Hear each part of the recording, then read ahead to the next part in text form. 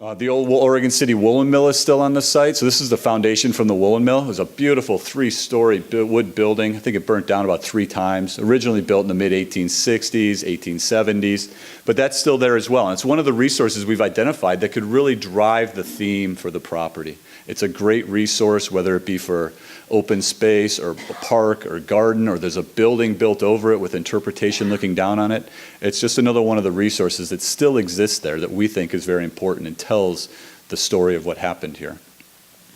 Here we've identified, we focused on 4 major buildings that you see kind of in the salmon color: D-Ink building, number 4, paper mill O, and the Hawley building. We looked at those. They're eligible for the National Register. They have the highest reuse potential, meaning when you look around the region, when you could have to come in and meet your ADA requirements, your seismic requirements, and just reusing the building, it's pretty typical to what you'd see throughout the region. So it's not something that requires extraordinary type of engineering. And so those are the ones that we focused on, not to say that there aren't other buildings or structures out there that if someone came in and said, I really like this building, could I do something with it? Of course you could. Obviously significant, we talked a little bit about the Confederated Tribes of the Grand Ronde. Several tribes still have fishing. Lamprey harvesting still occurs out there every summer. A very important cultural spot for the Native American tribes of the Northwest. We also went around and looked at other examples throughout the country and throughout the world of properties that have been taken from an industrial use that left the property and then were reused for something else. Here's an example in South Africa of a space that was transformed. We talk about public access. Here, once again, is a picture of the site with all the development that used to be there, all those different uses, the houses, the residential, the commercial. It was a gateway from our main street. This is roughly at where 99E is now. You had this great entryway into Publisher's Paper, inviting folks on for tours. So it's always been an important connection with Oregon City for jobs. It was the anchor of our downtown. And so trying to build on that in the future. Here's the original plat. So what you see in yellow is roughly where 99E is as you're heading on the south side of the city. And then the dotted dashed red line is the property itself. And you can see where Main Street came right down the middle, Water Street along the Willamette, 4th Street and 3rd Street through the site. And so thinking about this as a grid and an extension of our existing downtown. Here's the intersection of 99E and Main Street right at the north end of the property. We've been working with Oregon Department of Transportation. So one of the things that we think we can bring through this zone change is dealing with some of the regulatory hurdles that any private investment in the property would have to go through. So getting a new zoning for the property, getting the Department of Transportation to sign off on whatever transportation improvements are going to be necessary so that you can safely get in and out of the site for both vehiculars, but as well as bike and ped. And so trying to identify transportation fixes that can occur to allow a full build out of this site with a future private buyer. This is where Water Avenue used to be located on the site. Here would be a proposal of what it could look like, where you reintroduce the pedestrian accessway along the river, but then also reestablish Water Avenue so that you have 2 ways into the site as well as out of the site off of 99E. One of the themes throughout this has been the orange line, so trying to provide public access through the property out to the falls and then continuing on to connect into other parts of the community. Realizing that we've been working with PGE. They've been a great partner. We've negotiating an easement with them that would allow the public out on their facility all the way out to the very end by the dam. We think it's an important part of providing the public access back to the falls and along the river. But then there are also other opportunities.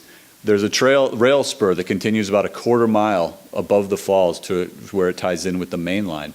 So what would be the opportunity to take that to a rails to trails type of situation and then tying back into whether it be the McLaughlin Promenade on the top of the bluff above downtown or further down tying in again into Kenema. You can tie into Kenema, all of a sudden you can get to the Kenema Children's Park, then you tie into the Kenema Bluffs, which Metro just purchased several hundred acres out there. Then you can get down to the Willamette Narrows. So this one part of this Willamette River access could serve multiple miles north and south for public, both bike and ped.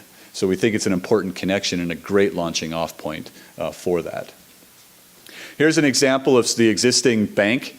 What you see here is one of the old dolphins, the cement structure out in the water. And here would be the opportunity when you talk about public access along the river, providing a formal access way that's raised up, ADA compliant, but then a more informal pathway along the shoreline, getting you back down closer to the water and utilizing and incorporating some of those industrial remnants that are still on the site, really making it into an interesting place, not only to go visit, but also telling the story of what happened here. You can explain what you're standing on or what you're looking at and what occurred there for 100 years. The yellow part is what we call the dance floor. So this is the end of the PGE Dam. This is about as close as you can get to the falls without being in a boat or going over them. It's an amazing spot to get to. This is the PGE Dam connecting to that very end dance floor. You can see it's very industrialized, but we do have an opportunity to transform that and provide public access along that out to the falls. Here's another example of some of the existing office buildings that are on the site. And the water that you see is actually part of the property. It's about 2.5 acres. It's called their intake lagoon. So it's a pretty complex site once you really get to know it. And part of our goal with the land use document was to provide certainty, enough certainty for the public to agree, for the elected officials to be able to support the plan, to raise money for it, but enough flexibility so that the market can drive what happens on the site. We're talking a long-term plan here of reinvestment in the property. So trying to balance those two. So what these next slides are trying to show is that there is flexibility built into this plan in that you could reuse the existing building the way it is. You could take part of the building away, or you could take all the building away. And those are discussions for a later date. Essentially what we're doing are kind of setting the sideboards of which we get to make decisions in, and then we'll get more refined as a user comes in and their ideas for what they'd like to do with the property. We have those discussions about. This would be the Kenema Trail in the orange that you see, continuing down the spur line towards Kenema for about a 1/4 mile.